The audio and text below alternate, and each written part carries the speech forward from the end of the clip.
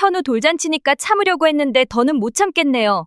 이 집안에서 제가 얼마나 힘들었는지 다들 아셔야 할 것 같아요. 지금 대체 무슨 말을 하려는 거야? 여기 손님들이 다 보고 있잖아. 그래, 손님들도 알아야지.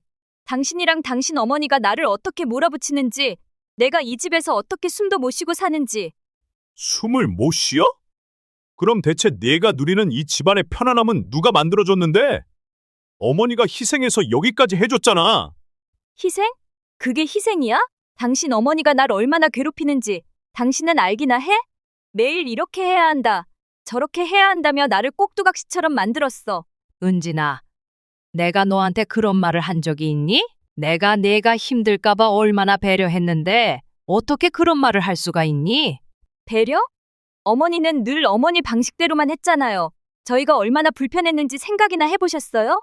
제 손 하나 까딱 안 하는 사람이 된 것처럼 다들 보게 만들었잖아요. 그만해. 엄마가 뭘 그렇게 잘못했는데? 우리를 위해서 모든 걸 바친 분이야. 내가 그걸 이렇게 모욕할 자격이 있다고 생각해? 뭐요? 당신은 언제나 어머니 편이야. 나는 이 집에서 늘 혼자였어. 당신은 나한테 미안하다고 한 번이라도 말한 적 있어? 어머니 눈치만 보고 사는 당신이 날 이해할 리가 없겠지. 혼자라니? 네가 이 집에서 누린 건 다 어디 갔는데? 현우 돌잔치까지 와서 이런 식으로 사람들 앞에서 쇼를 해야 속이 시원하냐? 쇼? 쇼는 당신 어머니가 하는 거야. 현우 앞에서는 사랑하는 할머니인 척하지만 뒤로는 날 얼마나 힘들게 만드는지. 당신은 아예 눈을 감고 있잖아. 내가 너희를 위해 얼마나 노력했는데 너희가 이렇게 나를 욕할 줄은 몰랐다. 네가 어머니한테 이렇게까지 말할 수 있는 사람이었어? 정말 내 아내 맞아? 그래, 나 당신 아내 맞아. 하지만 당신은 내 남편 같지 않았어. 늘 당신 어머니만 생각했으니까. 엄마, 미안해요. 내가 뭘 어떻게 해야 할지 모르겠어요. 며느리는 사람들 많은 돌잔치에서 시어머니를 파렴치 안으로 몰고 있는데요. 어머니 입장에선 얼마나 황당하겠어요. 왜 며느리는 분에 모시여 이런 행동을 하는 걸까요? 아들은 그나마 어머니 편인 것처럼 보이는데요. 과연 이 가족에겐 무슨 사연이 있을까요? 시작해 보겠습니다. 안녕하세요. 전라남도 작은 시골 마을에 사는 69살 박연숙입니다. 저는 평생 재봉사로 일하며 가정을 일궜습니다. 바느질 하나로 아이들 학비를 대고 밥상에 먹거리를 올리며 살았던 시절은 고되면서도 참 보람이 있었어요. 그런데 지금은 마음이 많이 아픕니다. 저는 요즘 아들 민재와 며느리 은진 때문에 깊은 갈등을 겪고 있습니다. 손주 현우의 첫돌 잔치가 있던 날, 그날 일어난 일을 계기로 저희 가족의 관계가 무너졌습니다. 제가 그동안 쌓아온 신뢰와 사랑이 배신으로 돌아올 줄은 정말 몰랐습니다. 평생 자식을 위해 희생한 게 당연하다고 믿었는데 지금은 제가 그 희생의 대가로 외면과 오해만 남긴 것 같아 가슴이 미어질 따름입니다. 이런 이야기를 영상으로 전해야 할까 고민도 많이 했습니다. 하지만 제가 겪은 일을 통해 비슷한 아픔을 겪는 분들께 위로가 되고 또 이런 일이 반복되지 않도록 도움을 드리고 싶다는 생각이 들었습니다. 저의 이야기가 여러분께 힘과 용기를 줄 수 있기를 바랍니다. 손주 현우가 태어나던 날부터 얼마나 행복했는지, 그 기쁨이 첫돌 잔치에서 어떻게 깨져버렸는지, 그리고 지금의 제가 어떻게 다시 일어서려 하는지 차근차근 이야기하려고 합니다. 여러분의 응원이 저에게 큰 힘이 됩니다.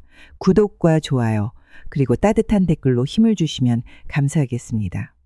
이제 저의 이야기를 시작하겠습니다.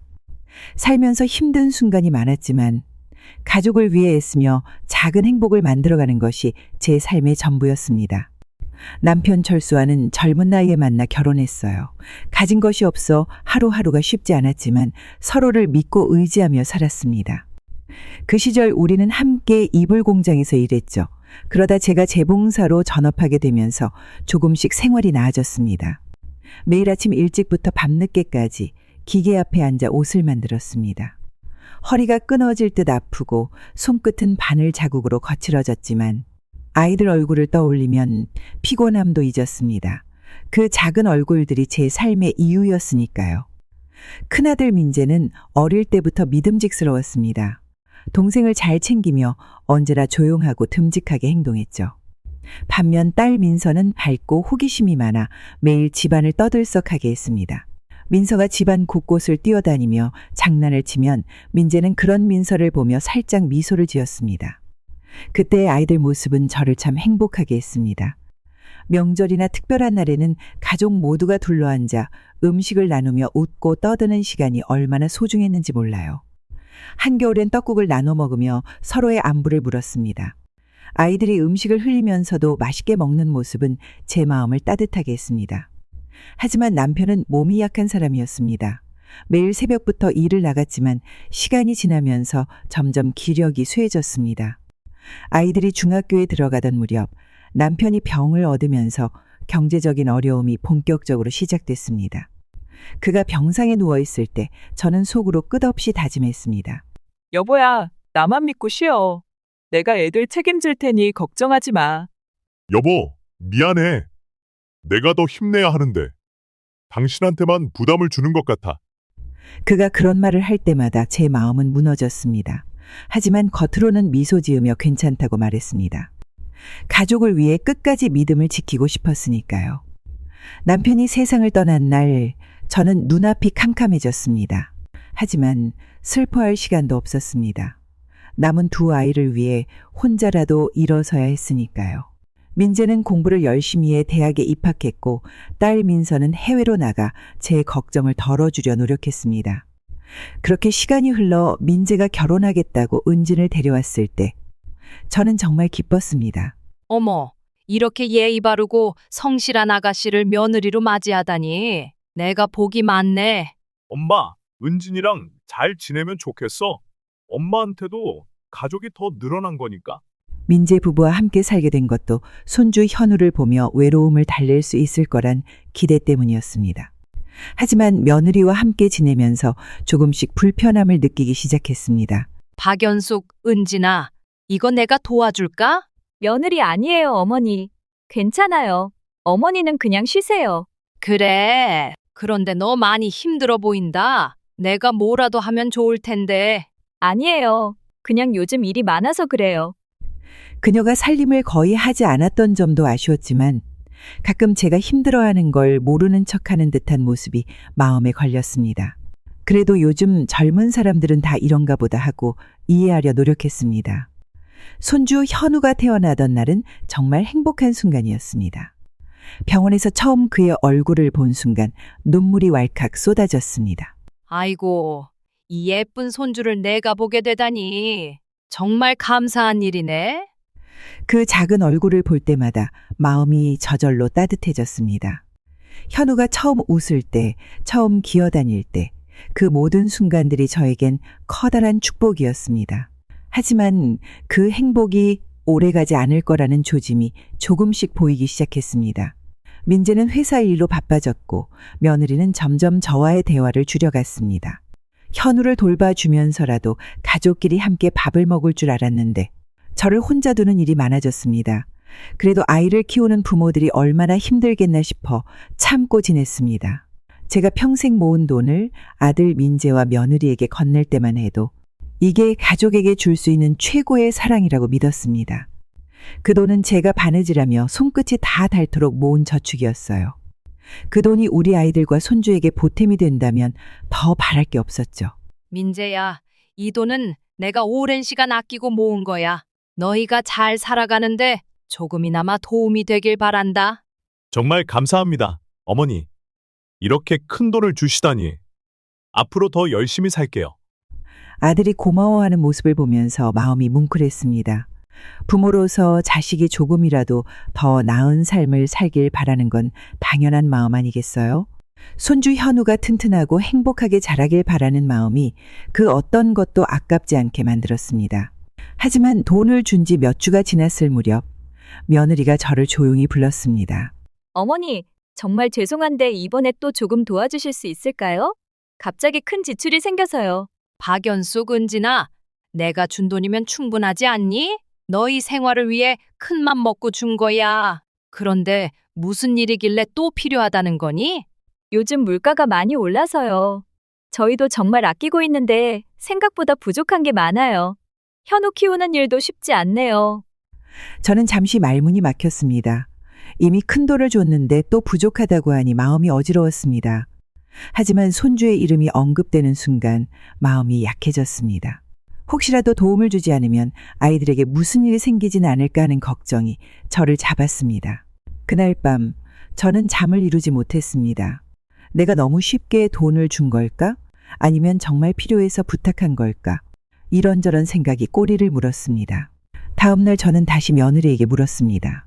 은진아, 이번에는 정말 필요한 곳에 쓰는 거지? 손주의 미래를 위해서라면 내가 또 돕겠다. 하지만 내 상황도 어렵다는 걸 알아줬으면 좋겠구나.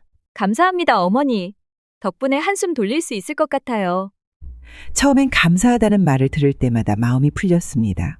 하지만 시간이 지날수록 며느리가 제게 도움을 요청하는 일이 잦아졌습니다. 그럴 때마다 제가 하는 일은 늘 같았습니다. 주머니를 열고 또 열며 스스로를 설득했습니다. 이 돈이 아이들 삶을 조금이라도 편안하게 만들어줄 수 있다면 괜찮아. 부모는 원래 이렇게 사는 거잖아. 하지만 제 안에 쌓여가는 서운함과 의문을 완전히 지울 수는 없었습니다. 어느 날 며느리가 새 가전제품을 사야 한다며 다시 요청했을 때 저는 더 이상 아무 말도 하지 못했습니다. 손끝이 떨리고 속이 답답했지만 또다시 지갑을 열 수밖에 없었습니다. 그날 밤 혼자 앉아있던 제 마음은 말로 다 할 수 없는 혼란과 씁쓸함으로 가득했습니다. 이게 정말 가족을 돕는 일일까? 내가 틀린 건가? 아니면 너무 많이 참아온 걸까? 머릿속은 복잡했지만 누구에게도 이런 마음을 털어놓을 수 없었습니다. 처음에 며느리가 참 차분하고 이해심 많은 사람이라 생각했습니다. 결혼 후로 민재와 알콩달콩 잘 지내는 모습을 보며 참 좋은 며느리를 얻었다는 생각에 흐뭇했어요. 하지만 점차 며느리의 태도는 미묘하게 변하기 시작했습니다. 잔치 준비나 생활비 문제로 이런저런 이야기를 나누던 어느 날 민재의 눈빛이 평소와는 다르게 차갑게 느껴졌습니다. 대화 도중 며느리 한숨을 쉬며 말했죠. 어머니, 제가 아무리 노력해도 어머니께는 부족한 사람으로 보이는 것 같아요. 어머니가 말씀하시는 기준에 맞추려고 해도 쉽지가 않네요. 그 말을 들었을 때 제 마음은 말로 다 할 수 없을 만큼 무거워졌습니다. 며느리가 말을 이어가는 동안 머릿속이 복잡해졌습니다. 은진아, 내가 너를 부족하다고 생각한 적은 한 번도 없는데 내가 뭘 그렇게 잘못했단 말이니? 어머니는 저희를 위해 애쓰신다는 걸 알지만 때로는 그게 저희를 힘들게 할 때도 있어요. 그 순간 저는 할 말을 잃었습니다. 저의 모든 희생과 노력이 며느리에게는 짐으로 다가왔다는 말이었을까요? 하지만 진심으로 다가가야 한다고 생각했고 제 부족함을 돌아보려 했습니다. 며칠 후 며느리가 민재와 함께 제게 말할 일이 있다며 자리를 만들었습니다. 며느리의 표정은 진지했고 민재는 곁에서 조용히 며느리를 지켜보고 있었습니다. 어머니께 솔직히 말씀드리는 게 맞는 것 같아요. 어머니께서 정말 많이 도와주신다는 건 알지만 가끔은 그게 저희를 조금 부담스럽게 할 때가 있어요. 엄마, 은진이가 너무 힘들어하는 것 같아서 저도 걱정돼요. 엄마가 조금 더 이해해 주시면 좋겠어요. 아들의 말을 듣는 순간 제 가슴은 철렁 내려앉았습니다. 제가 평생 헌신하며 키운 아들이 이런 말을 하다니 도무지 믿기지 않았습니다. 더 놀라운 건 며느리가 그 순간 고개를 살짝 숙이며 눈물을 흘리는 모습이었어요. 마치 제가 정말로 그들을 힘들게 한 사람이라도 된 듯한 분위기였습니다. 민재야, 은진아, 내가 너희를 위해 노력한 게 잘못이었니? 내가 너무 옛날 방식이라 그런 거니? 아니면 내가 어디서 더 배워야 하는 거니? 아니에요, 어머니. 그런 뜻은 아니었어요. 다만 어머니께서 저희를 돕고 싶어 하시는 방식이 요즘 저희 생활에 잘 맞지 않는 것 같아서요. 며느리의 말이 끝날 무렵 제 마음속에서는 무엇인가 부서지는 소리가 들리는 것 같았습니다. 손주를 키우는 젊은 부부에게 도움을 주고 싶다는 제 마음이 오히려 그들에게는 짐이 되었다는 사실이 믿기지 않았습니다. 그날 밤 잠들지 못하고 혼자 눈을 감고 지난 일을 되돌아보았습니다. 내가 정말 너무 옛날 방식인 걸까? 아이들이 하는 말이 모두 맞는 걸까? 머릿속에서 온갖 생각이 뒤엉키며 잠을 잘 수가 없었습니다. 며칠 뒤 마을 어귀에서 동네 아주머니들과 대화를 나누던 중 며느리가 다른 사람들에게 저에 대한 이야기를 했다는 말을 들었습니다. 어머니가 참 좋은 분이긴 한데 요즘 너무 옛날 방식이라 제가 많이 힘들어요. 저도 아이 키우고 생활하는 게 벅찬데 어머니께는 그게 잘 안 보이시는 것 같아요. 그 말을 들은 순간 저는 정말 숨이 멎는 것 같았습니다. 제가 며느리와 민재를 위해 애써온 모든 것이 오히려 뒷담화의 소재가 되다니요. 너무 화가 났지만 동시에 제 마음 한편에서는 슬픔과 자책감이 밀려왔습니다. 내가 더 좋은 방법으로 도왔어야 했던 걸까? 아니면 내가 너무 참견을 많이 한 걸까? 머릿속은 복잡하기만 했습니다.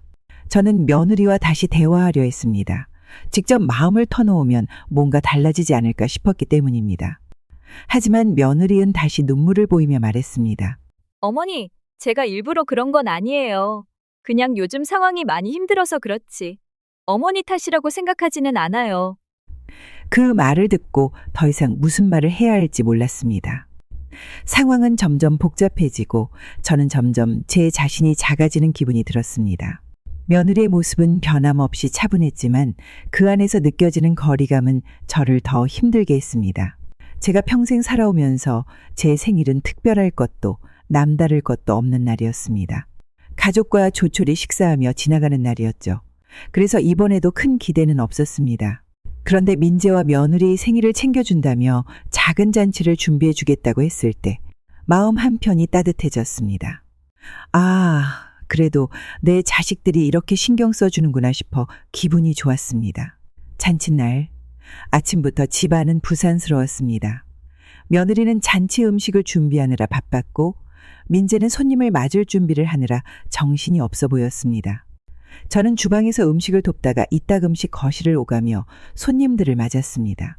손님들이 하나둘 도착해 밝게 웃으며 대화를 나누기 시작했습니다. 거실에서는 즐겁게 담소를 나누는 소리가 들려왔습니다. 저는 그 소리가 참 기분 좋게 들렸어요. 그런데 음식을 들고 거실로 가려던 발걸음이 문 앞에서 멈추고 말았습니다. 문틈 사이로 들리는 대화가 귀에 들어왔기 때문이었습니다. 며느리가 참 힘들겠다. 요즘 시대에 누가 그렇게 시어머니랑 같이 살아요? 그러게 말이야. 어머니가 너무 고지식하다고 하더라고. 전통 방식만 고집하신다는데 젊은 사람이 그걸 다 맞추기 얼마나 피곤하겠어. 그 말을 듣는 순간 머릿속이 멍해졌습니다. 내가 고지식하다고? 전통 방식을 고집한다고? 손님들은 계속해서 대화를 이어갔습니다. 근데 며느리도 참 대단해. 그런 환경에서도 잘 참고 사는 거 보면 속으로는 많이 울었을 거야. 맞아. 내가 며느리라도 힘들었을 것 같아. 시어머니가 너무 자기 방식만 고집하면 젊은 사람이 얼마나 숨막히겠어. 그 말을 듣는 순간 손에 들고 있던 접시가 흔들렸습니다. 마치 발밑에서 땅이 꺼지는 것 같은 기분이었습니다. 그들이 웃으며 대화를 나누는 모습이 문틈으로 보였지만 저는 아무 말도 하지 못했습니다. 차마 거실로 들어갈 용기가 나지 않았습니다. 내가 도와주려고 한 일이 은진을 힘들게 한 거였나? 생각이 꼬리를 물며 머릿속을 어지럽혔습니다. 저는 조용히 접시를 내려놓고 뒤돌아 주방 구석으로 걸어갔습니다. 손님들 앞에서는 웃으며 대할 자신이 없었기 때문입니다. 민재가 주방으로 들어왔을 때 저는 애써 아무렇지 않은 척을 했습니다. 엄마, 왜 여기에 계세요? 손님들도 많이 오셨는데 같이 앉아서 이야기 나누셔야죠. 아, 그냥 음식 좀 정리하려고. 너희가 잘 준비했으니 손님들이 즐겁게 보내겠지. 제 목소리는 떨렸지만 억지로 미소를 지으며 민재를 돌려보냈습니다. 다시 거실로 나가야 했지만 발걸음이 움직이질 않았습니다. 손님들의 밝은 웃음소리는 점점 멀어지는 것 같았고 그 소리가 제 마음을 짓누르는 것처럼 느껴졌습니다. 잔치가 끝난 후 방에 들어와 혼자 앉아 있었습니다. 머릿속은 거실에서 들었던 대화로 가득 찼습니다. 내가 정말 그렇게까지 나쁜 시어머니였던 걸까? 아이들이 나를 이렇게 생각하고 있었던 건가? 생각할수록 마음이 아팠습니다. 한참을 그렇게 앉아 있다가 문득 몇 주 전 들었던 며느리의 말을 떠올렸습니다. 어머니, 요즘은 젊은 사람들이 좀 다르게 사는 것 같아요. 어머니 방식이 틀린 건 아니지만 저희한테는 조금 어려울 때가 있어요.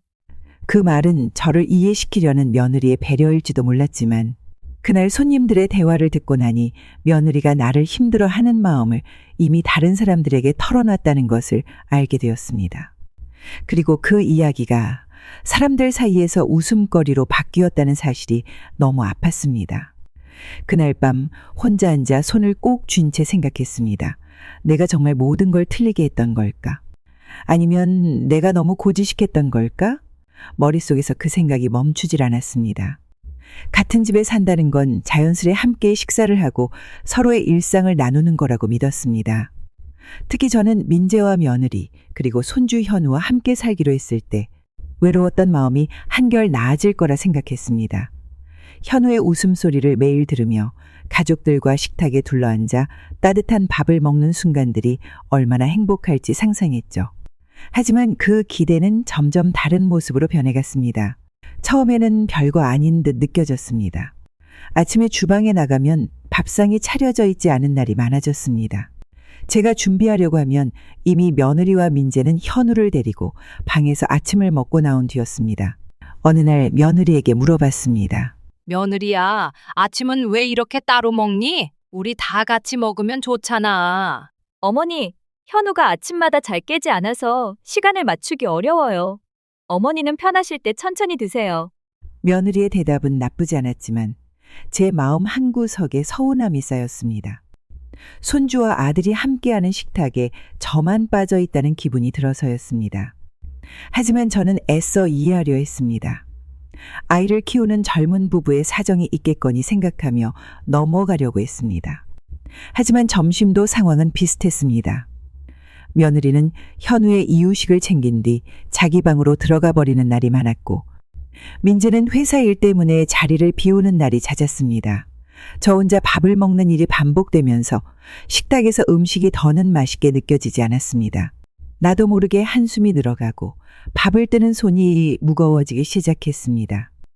저녁 시간에도 함께하는 순간을 기대했지만 그런 날은 거의 찾아오지 않았습니다.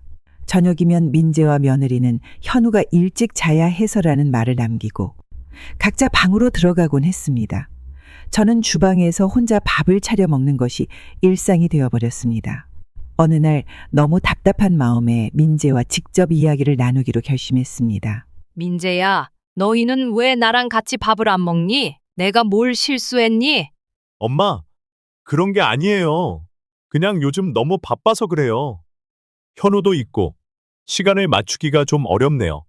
민재의 대답은 단순했지만 그 안에 담긴 거리감은 저를 더욱 외롭게 만들었습니다. 같이 사는 집에서 이토록 멀어진 기분이라니 이게 정말 내가 바란 삶이었을까? 이런 생각이 머릿속에서 떠나지 않았습니다. 더 이상 참지 못하고 며느리는에게도 다시 한번 물었습니다. 은진아, 내가 너희와 밥을 같이 먹고 싶은 게 그렇게 어려운 일이니? 가족이 함께 밥을 먹는 게 나쁜 일이니? 어머니, 그런 뜻은 아니에요. 그냥 현우 때문에 저희도 피곤하고 서로 시간을 맞추기가 힘들어서 그래요. 오해하지 마세요. 며느리는의 말은 예의 바르면서도 제 마음을 더 아프게 했습니다. 어딘가 저를 위한 자리는 없다는 것을 인정해야 할 것 같은 기분이 들었습니다. 어느 날 밤 주방에서 혼자 밥을 먹으며 고요한 집안을 둘러봤습니다. 가족들이 모두 같은 집에 있는데 왜 이렇게 고요할까 싶었습니다. 숟가락을 드는 손이 떨렸고 음식이 목구멍으로 넘어가지 않았습니다. 나도 모르게 눈물이 밥그릇으로 뚝뚝 떨어졌습니다. 내가 이 집에서 짐스러운 존재가 된 걸까? 아니면 내가 너무 많은 걸 바라고 있는 걸까? 머릿속은 이런 생각들로 가득 찼습니다. 찬바람이 스며드는 주방의 공기가 차갑게 느껴졌습니다.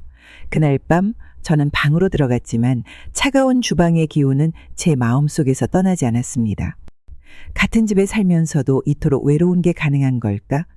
스스로를 다독이며 잠을 청했지만 쉽게 잠들 수 없었습니다. 그날도 저는 현우와 평소처럼 시간을 보내고 있었습니다. 돗자리를 깔아놓고 장난감을 하나씩 꺼내며 놀아주는 일이 이제는 제 하루 중 가장 중요한 일과가 되었죠. 현우가 웃으며 작은 손으로 장난감을 만질 때마다 제 마음도 밝아졌습니다. 하지만 그런 평화로운 순간이 이렇게 망가질 줄은 꿈에도 몰랐습니다. 현우가 잠깐 보채기 시작했을 때 저는 그저 달래주기 위해 손을 잡아 흔들며 노래를 부르고 있었습니다. 그런데 며느리가 방에서 나와 다급하게 현우를 제 품에서 데려가더군요. 그 행동이 너무 갑작스러워 놀랐지만 저는 아무 말도 하지 않고 지켜봤습니다. 며느리가 현우를 안고 나서야 차가운 목소리로 말을 꺼냈습니다. 어머니, 현우가 왜 이렇게 울어요? 방금까지도 괜찮았던 애가 너무 심하게 다루신 건 아니죠? 그 말에 가슴이 철렁 내려앉았습니다. 제가 어떻게 현우를 심하게 대할 수 있겠어요? 현우는 제가 가장 사랑하는 손주인데 그런 의심을 받는 것 자체가 상상조차 해본 적 없는 일이었습니다. 은진아, 내가 어떻게 현우를 심하게 대하겠니? 방금까지 잘 놀았고 잠깐 보채길래 달래주고 있었을 뿐이야. 근데요, 어머니, 제가 방에 들어올 때마다 현우가 울고 있는 모습을 보면 마음이 너무 아파요. 어머니도 아기를 너무 세게 안으면 안 되는 거 아시죠? 며느리는의 말은 차분했지만 그 안에 담긴 의심은 분명히 느껴졌습니다. 마치 제가 정말 현우를 잘못 대하기라도 한 것처럼 몰아가는 듯한 태도였습니다. 그런 며느리의 말을 듣는 순간 제 손은 떨리기 시작했고 마음은 복잡했습니다. 그날 저녁 민재가 제 방으로 들어왔습니다. 그의 표정은 평소와 달랐습니다. 뭔가를 말하려는 듯 입을 떼면서도 망설이는 모습이 보였지만 결국 입 밖으로 나오는 말은 충격적이었습니다. 엄마, 은진이 요즘 많이 힘들어해요. 현우 키우는 것도 쉽지 않은데 엄마가 좀 조심해 주시면 좋겠어요. 은진이 말로는 엄마가 가끔 현우를 너무 세게 다루는 것 같다고 해서요. 그 말을 듣는 순간 제 가슴은 찢어지는 것 같았습니다. 저는 민재가 제 이야기를 들어줄 거라 믿었지만 먼저 믿은 건 며느리의 말이었습니다. 정말로 그렇게 생각하는 거니? 내가 현우를 어떻게 키우는지 봐오지 않았니? 그런데 네가 그렇게 쉽게 나를 의심할 수 있어? 엄마, 저도 은진이 말을 듣고 당황했어요. 하지만 요즘 워낙 힘들어하니까 엄마도 조금 더 조심해 주셨으면 해서요. 민재의 말은 아무렇지 않아 보였지만 그 안에 담긴 냉정함이 저를 더 깊이 찔렀습니다. 저는 사랑으로 키운 아들이 저를 이해하기는커녕 이렇게 쉽게 등을 돌리는 것 같아 눈물이 멈추지 않았습니다. 그날 밤 혼자 방 안에 앉아 멍하니 있었습니다. 머릿속에는 민재와 며느리의 말이 계속 맴돌았습니다. 내가 정말 잘못했나? 내가 현우를 심하게 다뤘던 건가? 아니면 며느리가 나를 이렇게 몰아가고 싶었던 걸까? 모든 생각이 꼬리를 물고 이어지며 제 머릿속을 어지럽혔습니다. 한참을 그렇게 앉아있다가 나도 모르게 눈물이 터져 나왔습니다. 손으로 입을 막아도 흐르는 눈물은 멈추질 않았습니다. 내가 이 집에서 짐이 된 걸까? 이제는 자식들에게도 외면받아야 하는 걸까?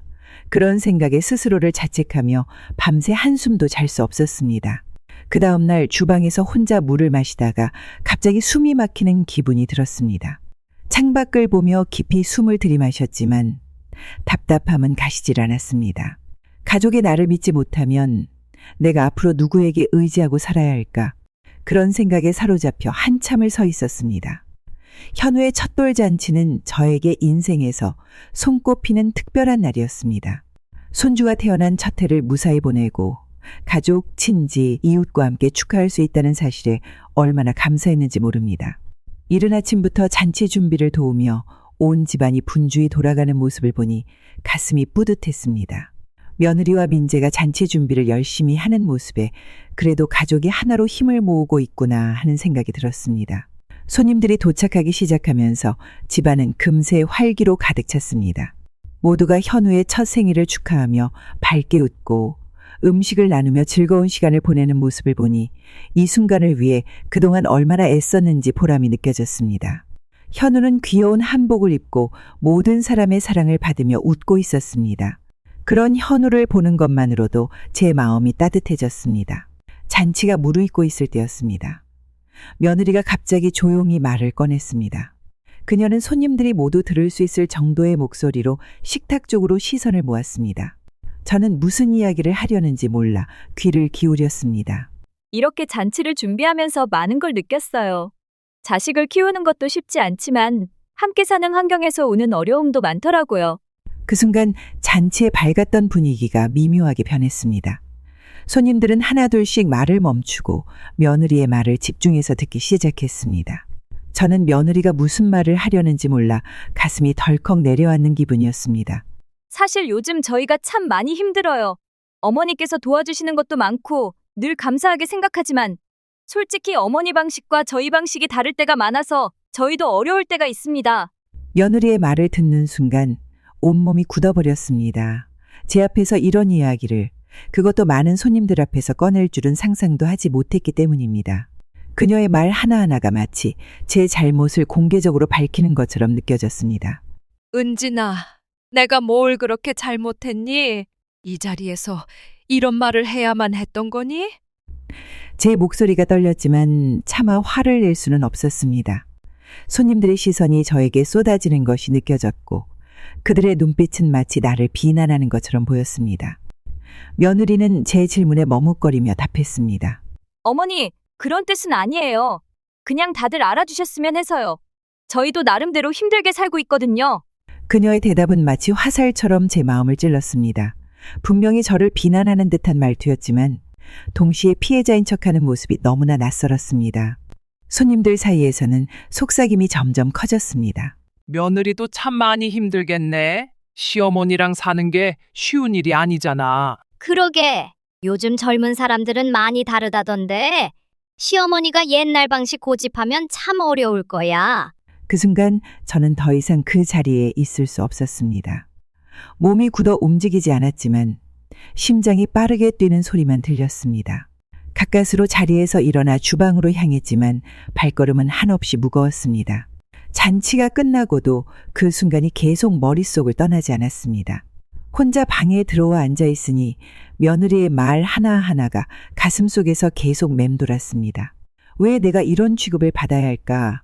내가 이 가족을 위해 이렇게까지 노력했는데 그 결과가 이런 수모인가? 스스로를 자책하며 눈물이 터져 나왔습니다. 그날 밤 침대에 누워 천장을 보며 계속 생각했습니다. 머릿속에는 며느리의 말과 손님들의 속삭임이 떠나지 않았습니다. 나는 정말로 이 집의 짐이 되는 사람인가? 내 사랑과 헌신이 잘못된 것이었나? 이런 생각이 꼬리에 꼬리를 물며 저를 잠 못 이루게 했습니다. 저는 평생 절약하며 살아왔습니다. 젊은 시절 재봉사로 일하며 한 푼이라도 더 아끼기 위해 점심 대신 물만 마시던 날들이 떠오릅니다. 그렇게 조금씩 모은 돈이 노후를 위한 저만의 작은 희망이었습니다. 하지만 그 돈이 한순간에 사라질 줄은 꿈에도 몰랐습니다. 며칠 전 며느리 은진이 새로 산 고급 가방을 들고 들어오는 모습을 보았습니다. 가방은 반짝거리는 장식이 달린 고급 브랜드 제품으로 한눈에도 값비싸 보였습니다. 그뿐만 아니라 손목에는 평소 보지 못했던 반짝이는 시계가 새로 걸려 있었습니다. 처음에는 젊은 사람들이 뭔가 필요한 게 있었겠지라고 생각하며 대수롭지 않게 넘기려 했습니다. 하지만 마음 한구석에서 알 수 없는 의문이 떠나지 않았습니다.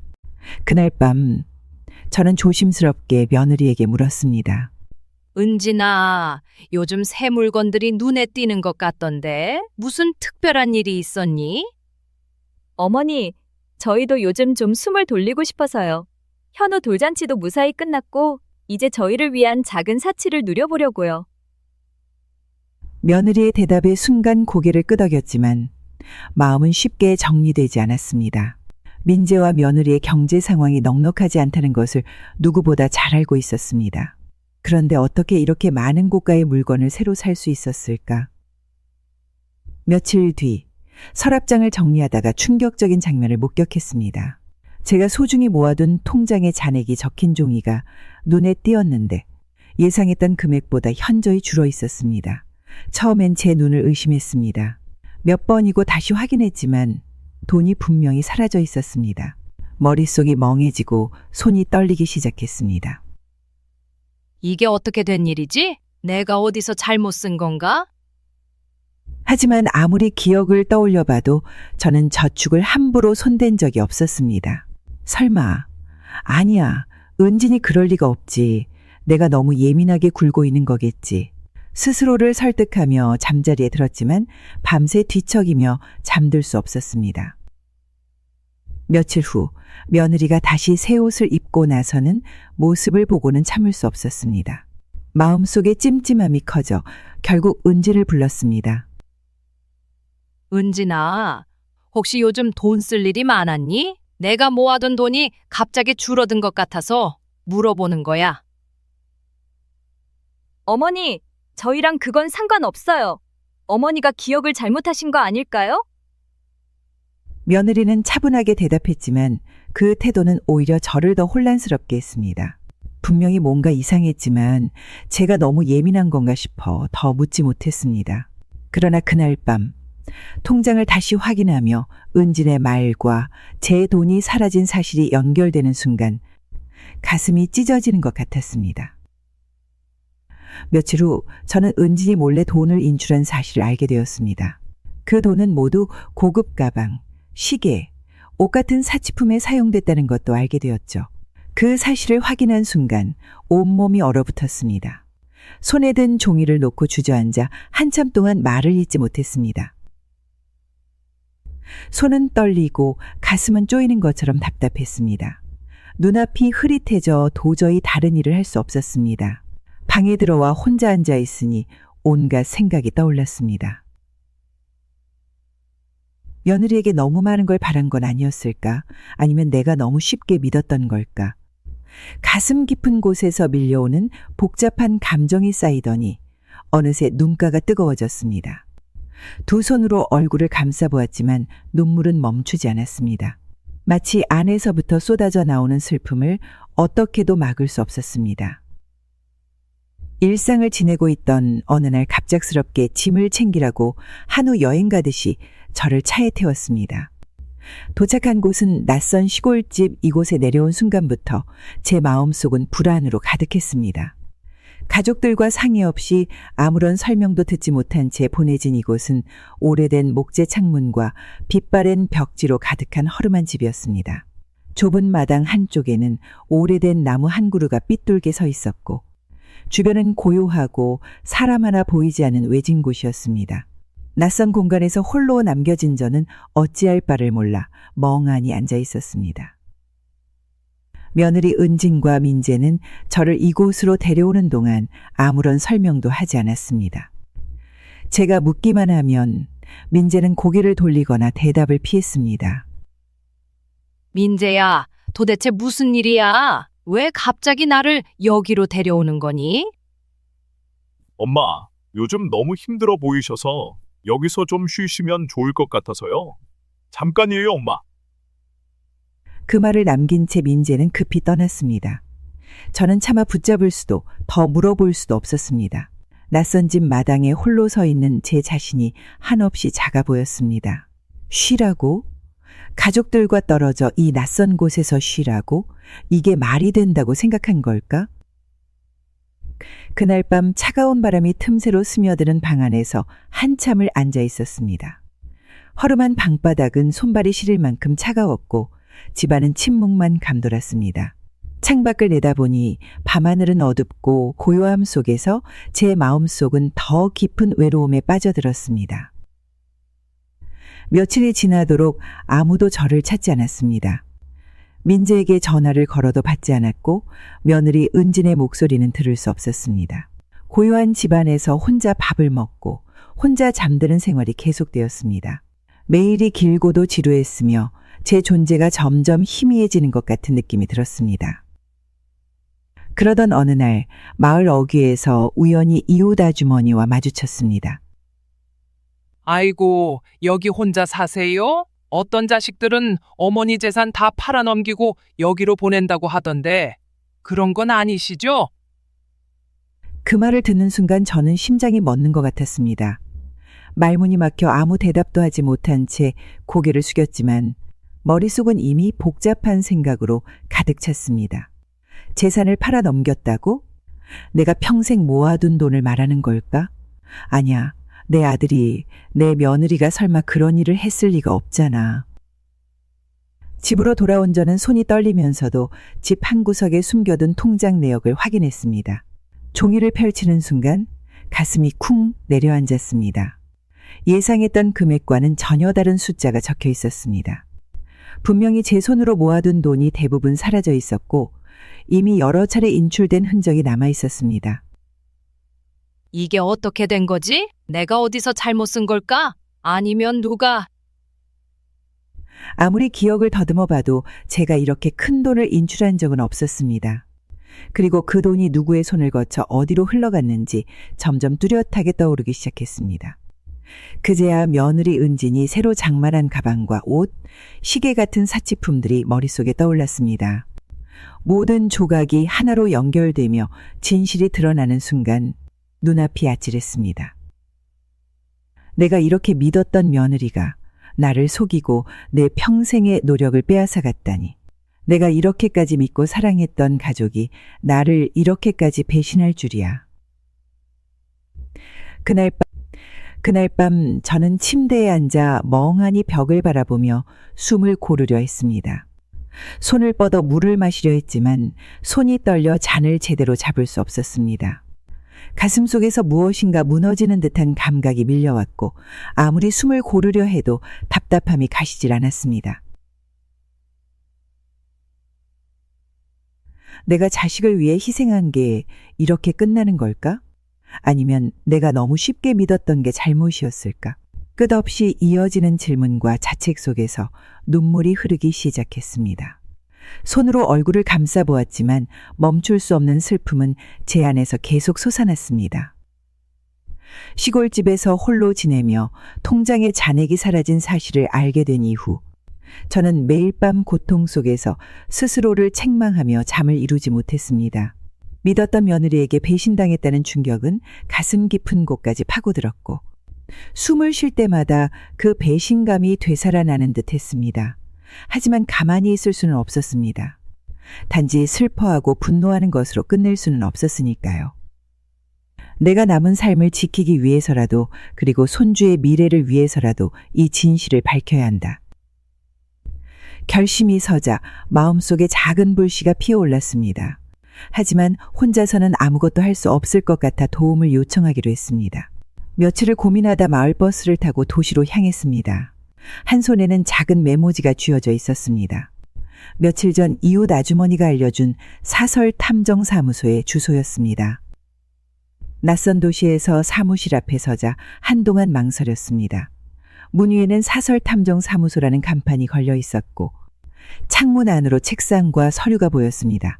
발을 떼기가 쉽지 않았습니다. 내가 이렇게까지 해야 할까?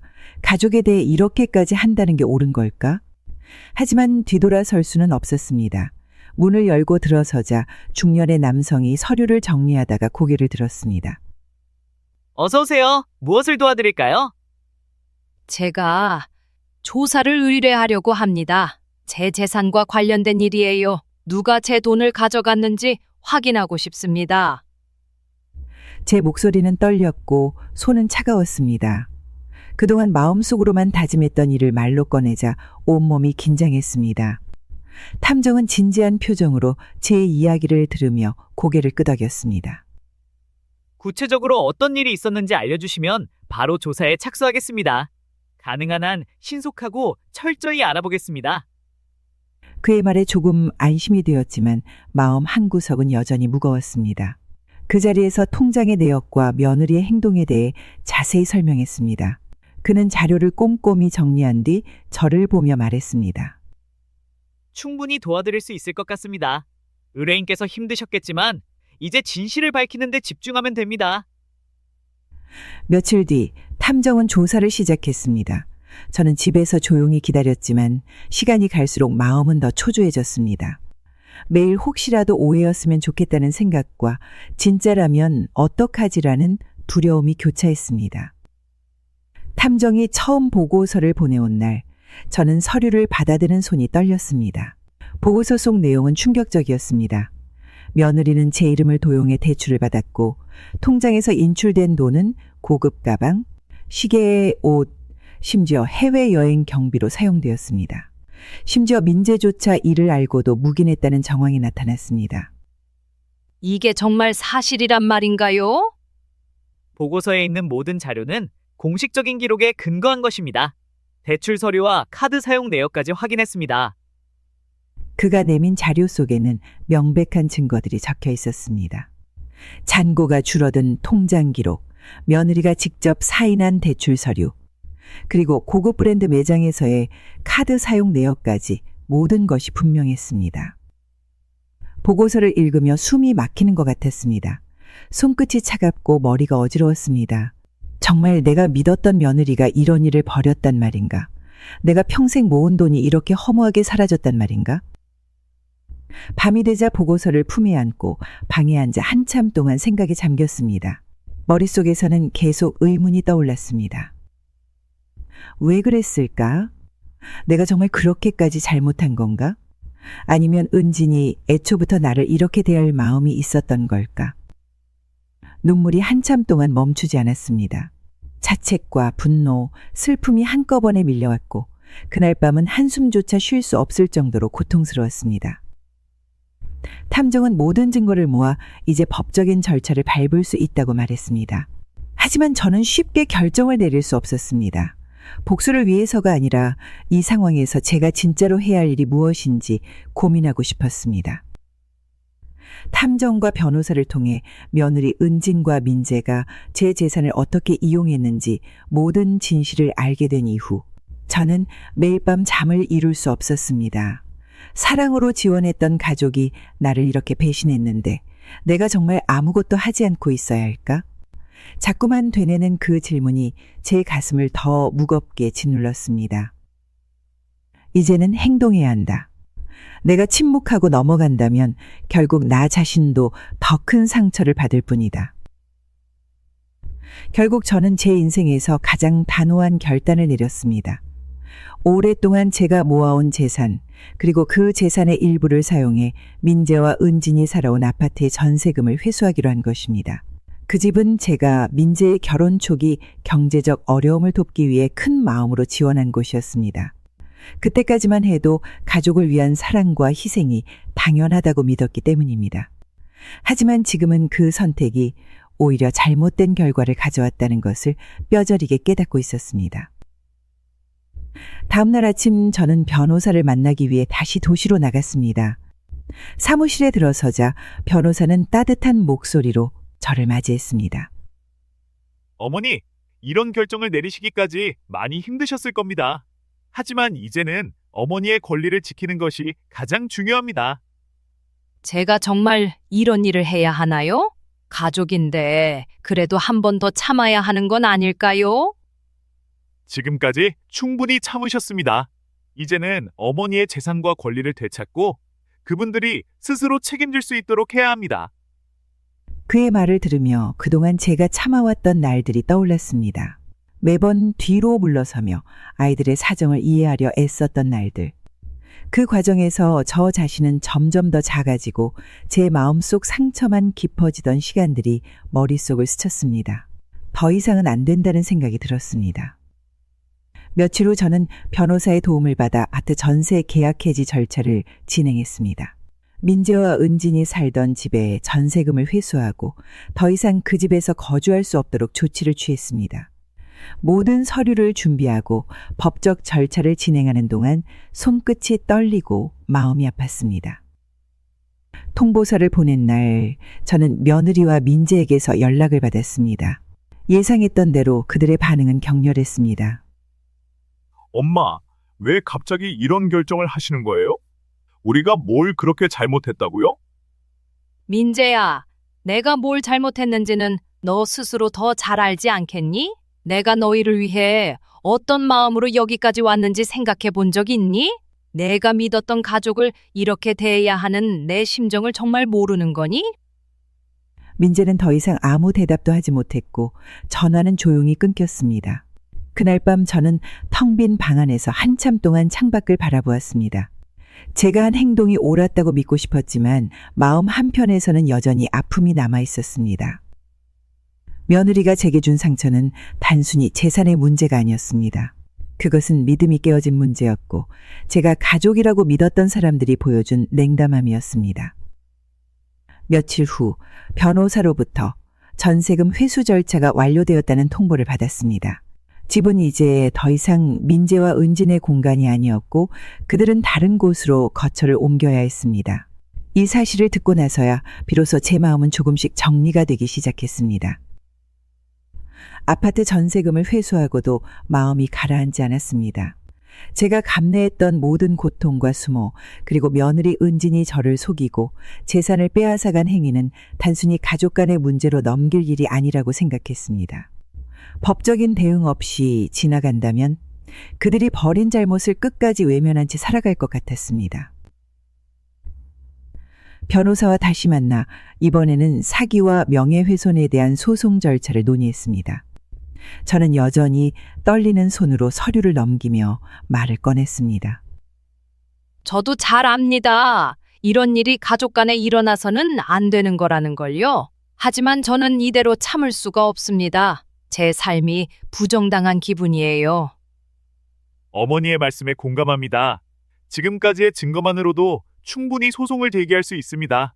어머니가 힘들겠지만 이 과정을 통해 반드시 진실을 바로잡을 수 있을 겁니다. 그의 말은 담담했지만 제 가슴 속에서는 복잡한 감정이 일렁였습니다. 한편으로는 이제라도 싸워야 한다는 다짐이 생겼지만 다른 한편으로는 가족을 법적으로 상대해야 한다는 사실이 저를 무겁게 짓눌렀습니다. 며칠 뒤 사기와 명예훼손 혐의로 고소장을 제출했습니다. 고소장에는 은진이 제 이름을 도용해 대출을 받고 사치품을 사들인 구체적인 증거가 첨부되었습니다. 또한 그동안 제가 받았던 거짓 비난과 명예를 훼손당한 기록들도 포함되어 있었습니다. 고소장을 제출한 날 밤 저는 집에 돌아와 한참 동안 깊은 생각에 잠겼습니다. 마음속에서 끝없이 질문이 솟아났습니다. 내가 정말 이 일을 해야만 했을까? 가족이 이렇게까지 망가지는 걸 내가 어떻게 감당해야 하지? 하지만 동시에 이런 생각도 들었습니다. 이 모든 걸 참아내며 살아온 내가 정말 잘못된 선택을 한 걸까? 아니면 지금이라도 내 목소리를 낸 것이 옳았던 걸까? 며칠 후 법적 대응 소식을 들은 민재와 은진이 저에게 연락해 왔습니다. 민재의 목소리는 격앙되어 있었고 은진은 오히려 억울하다는 태도를 보였습니다. 엄마, 이게 무슨 일이에요? 우리를 법적으로 고소하신다니요? 어떻게 가족에게 이러실 수 있습니까? 민재야, 내가 정말로 이런 말을 할 자격이 있다고 생각하니? 내가 내 이름으로 대출을 받고 내 재산을 마음대로 쓰던 그동안 나는 무슨 마음이었을 것 같니? 민재는 제 말에 더 이상 반박하지 못했고 전화를 끊었습니다. 하지만 그 짧은 대화 속에서도 제 마음은 또 한 번 무너지는 것 같았습니다. 며느리 은지는 소송 사실이 믿기지 않는다는 듯 변호사를 통해 계속 억울함을 주장했습니다. 하지만 제가 제출한 증거들은 그녀의 주장을 무너뜨리기에 충분했습니다. 변호사가 보여준 은진의 카드 내역, 대출 서류, 그리고 제가 당한 명예훼손의 기록은 너무도 명확한 증거였습니다. 소송 절차가 진행되는 동안 저는 매일 자신과 싸워야 했습니다. 한때는 가족이라 믿었던 사람과 법정에서 싸워야 한다는 현실이 너무도 가혹했기 때문입니다. 하지만 저는 물러설 수 없었습니다. 법적 절차는 시간이 걸렸지만 그 과정에서 저는 조금씩 자신감을 되찾아갔습니다. 더 이상 침묵하지 않고 제 목소리를 내는 것이 무엇보다 중요한 일이라는 것을 깨닫게 되었기 때문입니다. 소송이 진행되면서 며느리가 제 돈으로 누려온 삶이 하나둘 드러나기 시작했습니다. 제가 믿고 맡겼던 돈이 어디로 흘러갔는지, 어떤 방식으로 쓰였는지 알게 될수록 숨이 가빠지고 가슴이 무거워졌습니다. 탐정과 변호사가 제출한 보고서에는 예상했던 것보다 더 많은 내역이 적혀 있었습니다. 며느리가 고급 브랜드 가방을 사들인 영수증, 값비싼 레스토랑과 카페에서 결제한 내역, 그리고 해외 여행 경비에 사용된 기록까지 모든 것이 상세히 나열되어 있었습니다.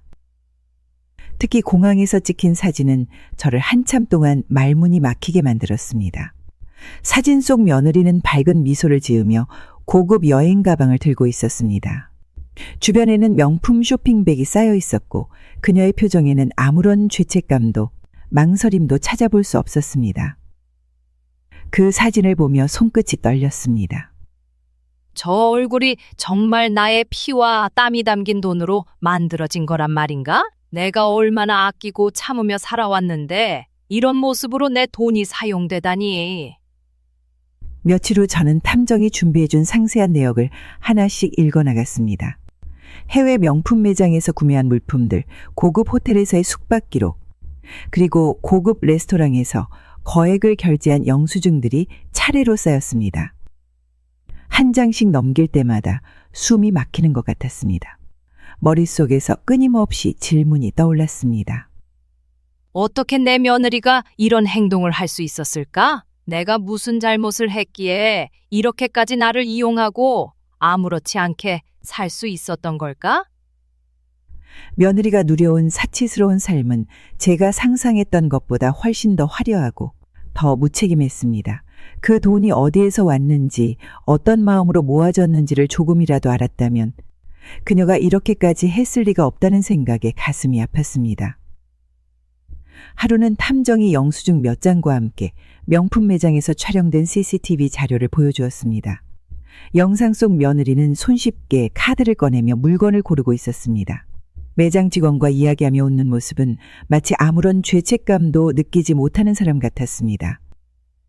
이 모든 게 내가 고생하며 번 돈으로 이루어진 건데 어떻게 이렇게 아무렇지도 않을 수 있을까? 내가 그동안 얼마나 믿었는데, 내가 이 가족을 위해 무엇을 희생했는데.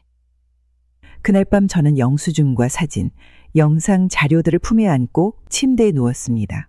모든 진실이 드러난 상황에서도 제 머릿속은 복잡하기만 했습니다. 내가 너무 쉽게 믿었던 걸까? 아니면 내가 너무 많은 걸 참아온 탓일까? 며느리의 사치스러운 삶이 드러난 사실은 결국 민재에게도 전달되었습니다. 민재는 처음에는 믿을 수 없다는 반응을 보였지만 점차 자료들을 확인하면서 충격에 빠진 듯 보였습니다. 엄마, 그건 은진이, 아니, 며느리가 스트레스 때문이었을 거예요. 우리가 힘들었던 것도 사실이고 그런 마음에서 그런 거였을 거예요. 민재야, 내가 지금 이런 말을 한다는 게 믿기지가 않는다. 내가 너희를 얼마나 믿었고 얼마나 아끼며 살았는지 너는 정말 모르니? 내 며느리가 나를 속이고 내 돈으로 이런 삶을 산 게 너희에게 정말 당연한 일이라고 생각하니? 민재는 아무 대답도 하지 못한 채 고개를 떨궜습니다. 그의 침묵 속에서 저는 더 깊은 상처를 느꼈습니다. 결국 법적 소송 과정에서 며느리의 모든 행적이 밝혀졌습니다. 며느리는 끝까지 자신의 행동을 합리화하려 했지만 증거는 명확했고 그녀의 거짓말은 하나둘 무너졌습니다. 법정에서 제출된 증거들이 공개될 때 저는 눈물을 참을 수 없었습니다. 법적 소송이 마무리되어 며느리의 잘못이 명백히 밝혀진 후에도 제 마음속에서는 한 가지가 계속 걸렸습니다. 비록 며느리와 민재가 제게 준 상처는 깊었지만 손주 현우만큼은 그들의 행동 때문에 피해를 받지 않기를 바랐습니다. 현우가 잘 자라 훗날 스스로의 힘으로 세상을 살아갈 수 있도록 무언가를 남겨주는 일이 지금 제가 해야 할 마지막 책임이라는 생각이 들었습니다. 하루는 변호사와 함께 남은 재산을 정리하며 말했습니다. 현우를 위해 뭔가 남겨주고 싶습니다. 하지만 며느리와 민재가 그 돈에 손을 대지 못하도록 할 방법이 필요합니다. 네, 어머니. 신탁 계좌를 설정하면 됩니다. 특정 조건에 따라 돈이 현우를 위해서만 사용되도록 제한할 수 있습니다. 그의 말을 들으며 한동안 생각에 잠겼습니다. 손주를 위한 돈이 제대로 사용되기를 바라는 마음이 컸지만 이런 선택이 가족 간의 갈등을 더 깊게 만들지도 모른다는 걱정이 들었습니다. 하지만 이제는 흔들리지 않기로 했습니다. 현우가 잘 자라길 바라는 제 진심은 며느리와 민재의 잘못된 행동과는 분명히 다른 길에 있어야 했습니다. 며칠 후 저는 현우의 이름으로 특별 신탁 계좌를 열었습니다. 계좌에는 남은 재산의 상당 부분이 들어갔고 이 돈은 현우가 성장하며 교육을 받거나 중요한 일을 시작할 때에만 사용될 수 있도록 조건이 설정되었습니다. 또한 며느리와 민재가 이 계좌에 접근하거나 돈의 사용에 관여할 수 없도록 법적으로 철저히 막았습니다. 계좌를 개설하고 서류에 서명하는 순간 마음속에서 묘한 안도감과 아픔이 동시에 밀려왔습니다. 며느리와 민재에게 이 사실을 알렸을 때 예상했던 대로 큰 반발이 있었습니다. 엄마, 왜 현우를 위해서라고 하면서 저희는 돈에 접근하지 못하게 막으시는 거예요? 저희가 현우 부모인데 어떻게 이런 결정을 하실 수 있습니까? 민재야, 내가 이렇게까지 해야 한다는 건 너희도 잘 알 거야. 그동안 너희가 보여준 행동이 이렇게 만들었어. 이 돈은 현우를 위한 거지. 너희를 위한 게 아니야. 민재의 항의는 계속되었지만 저는 더 이상 흔들리지 않았습니다. 손주를 위한 선택은 그 누구도 바꿀 수 없다는 확신이 제 마음을 단단하게 지켰습니다. 현우를 위한 기금을 마련하고 나니 제 안에서 오랫동안 묵혀있던 걱정과 불안감이 조금씩 사라지는 듯 했습니다. 비록 가족 간의 갈등은 완전히 해결되지 않았지만 제가 손주를 위해 할 수 있는 최선을 다했다는 생각이 들었습니다. 그날 밤 저는 창문 너머로 어둠 속에서 반짝이는 별을 보며 조용히 기도했습니다. 현우야, 내가 잘 자라 이 세상에서 내 힘으로 당당히 살아갈 수 있기를 바란다. 이 할머니가 해줄 수 있는 건 여기까지지만 너를 향한 마음만큼은 평생 변하지 않을 거야. 시골집에서 지내던 시간이 끝나고 다시 도시로 돌아오게 되었습니다. 그날 버스에서 내리며 도시의 분주한 풍경을 바라보았을 때 마음속에서 오랜만에 작은 설렘이 피어올랐습니다. 긴 시간 동안 가족의 갈등 속에 매여 있었던 제가 이제는 제 삶을 다시 찾아갈 수 있는 출발선에 서 있다는 생각이 들었습니다. 처음에는 도시의 소음과 붐비는 거리들이 낯설게 느껴졌습니다. 하지만 조금씩 익숙해질수록 그 익숙한 활기가 저를 끌어당기는 것 같았습니다. 골목마다 늘어서 있던 작은 가게들, 지나가는 사람들의 분주한 발걸음, 어딘가 모르게 따뜻하게 느껴지는 풍경들이 마치 저를 반갑게 맞아주는 듯 했습니다. 아파트에 짐을 풀고 새로운 일상을 시작하며 무엇보다도 가장 먼저 떠오른 것은 오랜 친구들이었습니다. 가족 문제로 바쁘다는 이유로 오랫동안 소식을 전하지 못했던 그들에게 이제는 다시 손을 내밀고 싶다는 마음이 들었습니다. 며칠 뒤 예전의 친구들에게 전화를 걸어 만남을 제안했습니다. 나예요.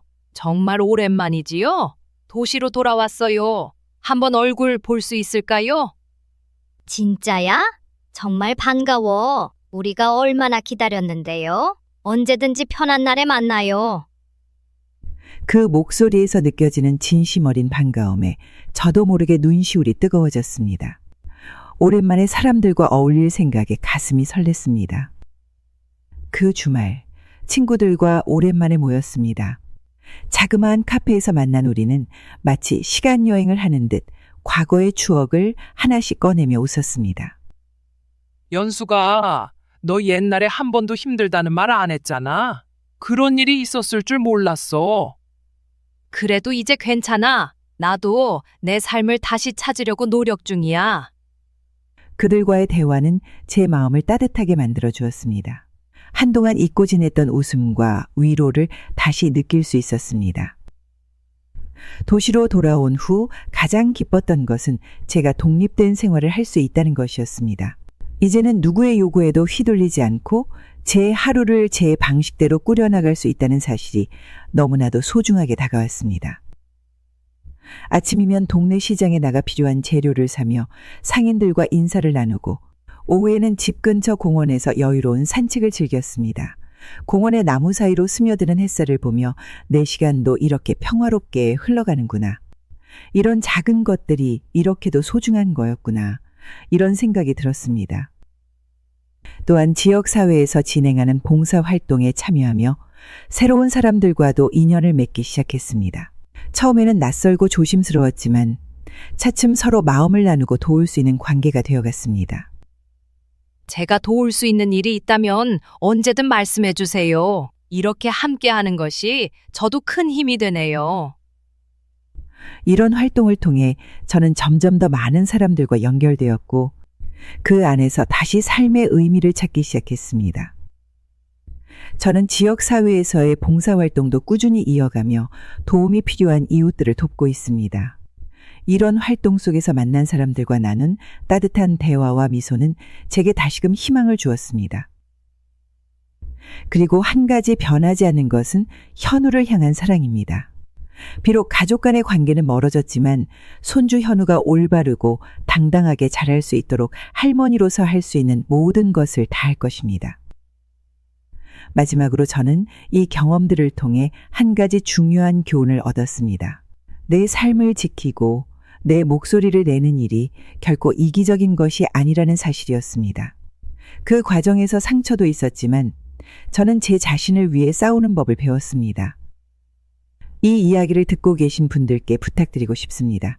여러분도 스스로를 위해 용기 있는 결정을 내려보세요. 내가 살아가는 하루하루가 내 손으로 만들어진다는 사실을 잊지 말아주세요. 여러분, 제 이야기를 끝까지 들어주셔서 정말 감사드립니다. 이 모든 과정을 통해 느낀 건 우리 모두가 스스로를 지키고 용기 있는 결정을 내릴 때 비로소 삶이 변한다는 사실이었어요. 혹시 제 이야기가 여러분의 마음에 조금이라도 울림을 주었다면 좋아요와 구독을 눌러주세요. 여러분의 응원이 더 많은 분들께 이런 이야기를 전할 수 있는 힘이 됩니다. 그리고 댓글로 여러분의 생각이나 경험을 나눠주세요. 우리는 혼자가 아니니까요. 서로의 이야기를 통해 함께 공감하고 더 나은 길을 찾을 수 있을 거라고 믿습니다. 다시 한번 감사드리고 앞으로도 많은 사랑 부탁드려요. 다음 이야기로 다시 찾아뵙겠습니다. 감사합니다.